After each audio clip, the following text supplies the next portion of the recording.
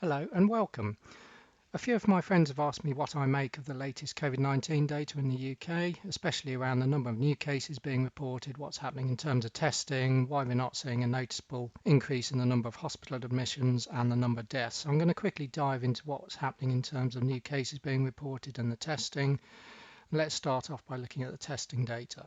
So we've got four pillars for testing in the UK. Pillars 1 and 2 are the basic have you got COVID tests, PCR tests for the antigens. Pillar 1 is in NHS settings, so hospitals, staff, etc. Pillar 2 is the drive-throughs, the home test kits, for example. Pillar 3 is the antibody test. Have you had COVID in the past? But that's primarily for academic reasons. And pillar 4 is the surveillance testing, which is how many people have got it currently, how many people are getting it on a weekly basis, and how many people have had it in the past. That's organisations such as the ONS and a number of universities who are trying to study and understand the pandemic. Pillars 1 and 2 are what we're really interested in, the have you got COVID test. And we can see that back in April we had a very limited test capacity. It was about 10,000 tests per day. You contrast that to nowadays, we've got about 240,000 tests available on a daily basis. Back in April, we were basically using all the available capacity right at the peak of the pandemic, which was the first week of April. The peak in deaths was actually the 8th of April. And then now we're starting to see that we're reaching capacity again, albeit doing many more tests, and hence people are being asked to travel for tests. So what we can do, we can download the data as a CSV, open it in Excel, and we can have a quick look at it. So we're going to be using the date, obviously, and we're also going to be looking at the number of Pillar 1 and Pillar 2 tests done on a daily basis. I'm just going to highlight those columns in yellow so we can see what we're working with.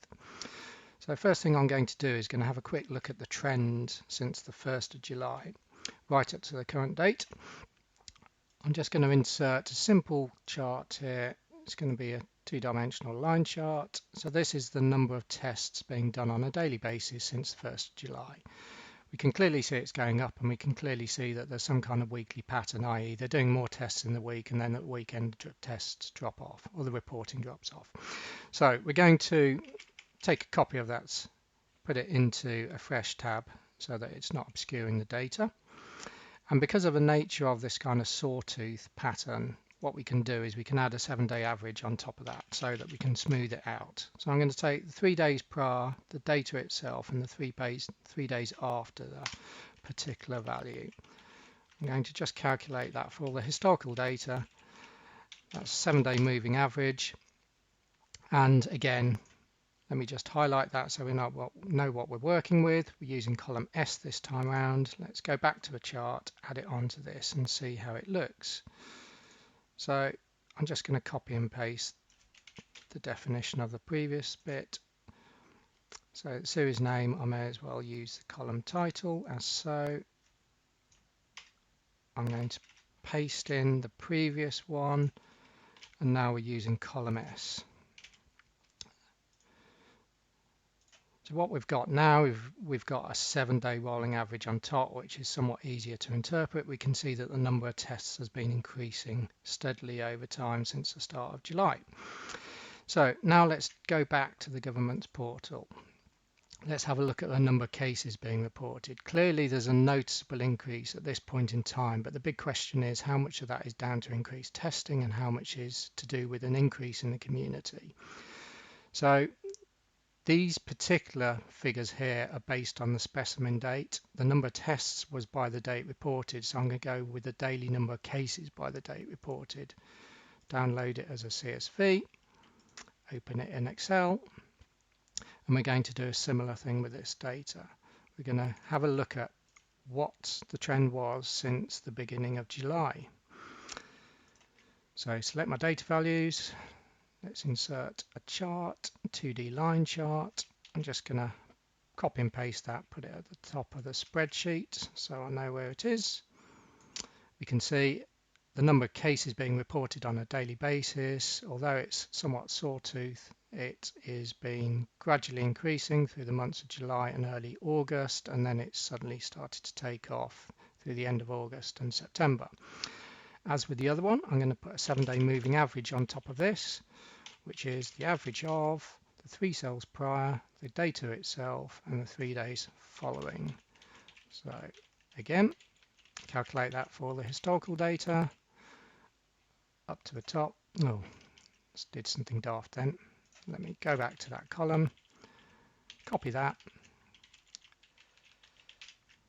do it for the historical data, and let's pop that on top of the graph as well. So we're going to select the data. As with the other one, I'm just going to copy and paste. I'm going to add a new one, which is 7-day moving average, which is that. This time we're working with column H. And so now we've got the 7-day moving average, which is a much cleaner distribution. We can see, interestingly, that it started to go up. There was a little bit of a bump, leveled off again, and then it's been increasing rapidly into the early part of September. So the big question here is, what is the percentage positivity of these test results? So we've got the number of tests in the other spreadsheet. So what we can do is we can copy this data. We've got data for the 10th of September going backwards. I'm just going to copy that into the other spreadsheet. So there's the data values I'm going to copy selected back to the other spreadsheet. And these are for the 10th onwards. So I'm just going to pop them in here. I'm going to paste the values themselves. So this is number of tests. So from this we can calculate the percentage of tests that are coming back positive. That's a simple division, which is the number of tests coming back positive divided by the number of tests. You may as well format that as a percentage. And we'll do 1 decimal place here. So 1.4% of tests are now coming back positive. How does that compare to earlier on? Well, at the start pandemic in April, we were very short of tests, and we were seeing about 34% of the tests come back positive. That went down to a very low number through the summertime, and it started to creep up. So, as with the other things, how does that look visually? So, just give it a quick title. Let's select everything from July onwards. So that's the July date. And then we've got the data that we're going to plot on a graph. So effectively, this shows the trend in the percentage of tests coming back positive. So I could go into more detail here, but to keep the video short, I'm just going to point my mouse here and say it would seem that around about the 17th of July that we actually saw a turning point. The number of positive tests was reducing, and it's been increasing over that time. And of late, it's been going up somewhat more rapidly. So it's really difficult to interpret the number of positive cases coming back and the percentage positive, because it depends on how many tests you're doing, where you're doing the tests. For example, are you testing in hotspots more than other places? Who are you testing? Are you testing people with or without symptoms? Pre-symptomatic people that will go on to develop symptoms? Asymptomatic people who will never develop symptoms but may possibly be infectious? And then obviously off the back of this, are the people who are testing positive younger people or older people, and how's that going to impact the hospitalizations? But what is clear from this data is that the prevalence of COVID in the community is increasing. So if we go to another source on the internet, we can look at the REACT study, which is 150,000 people around the UK, and the latest findings from their monthly surveillance shows that the number of people with COVID is doubling every 7 to 8 days. That's the number of new daily infections. Off the back of that, their estimation for R is 1.7, which is higher than the number we see in the current media, which is based off data for hospital admissions and deaths of a few weeks ago. So there's a possible trend here of the rate of infection increasing. That's backed up also with the ONS study, which is a weekly study, and they saw the instance, the number of new daily infections was decreasing through May and June. Through June and July it was fairly flat, and then through September it's starting to accelerate again.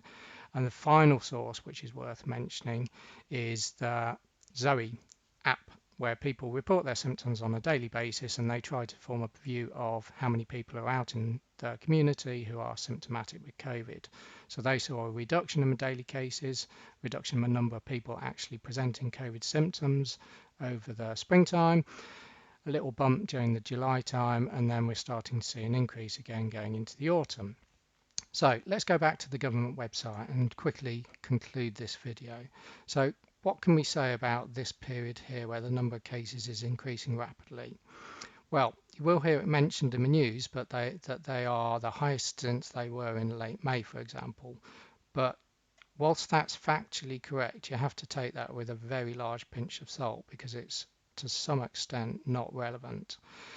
These are very different things. At this point in time, we had nowhere near the capacity we needed for testing. We were doing far fewer tests. At this point in time, we were seeing 34% of the tests coming back positive. Now, from various studies, including the antibody studies of over 100,000 people in the UK and scaling up to the UK population, we believe that the number of people that were becoming affected on a daily basis was around about 100,000 people. So this was just the tip of the iceberg, 5,000 people. Now, when we look at what we're seeing here, where we're saying there's 3,000 people on a daily basis, that's far closer to what we believe the true number is. It's probably, maybe it's double that in reality. And the various studies I just showed you would give some kind of credence to that being correct. So the general takeaway is you can't compare this number here to this number here and say, well, why aren't we seeing as many deaths as we saw at this point in time in May? It's really not that simple. What we can say is that the level of infection is increasing, and obviously at a point in March the level of infection was increasing, and the big question is, are we on a trajectory which could take us back to this scenario where we see hospitalizations and deaths, or is it something different? So this video is already quite long, it's 12 minutes long, so what I'm going to do is end this video here. In my second video I will go into the healthcare data, which is the daily hospital admissions, and I will show you that off the back of these new infections there is a definite trend in the number of daily hospital admissions.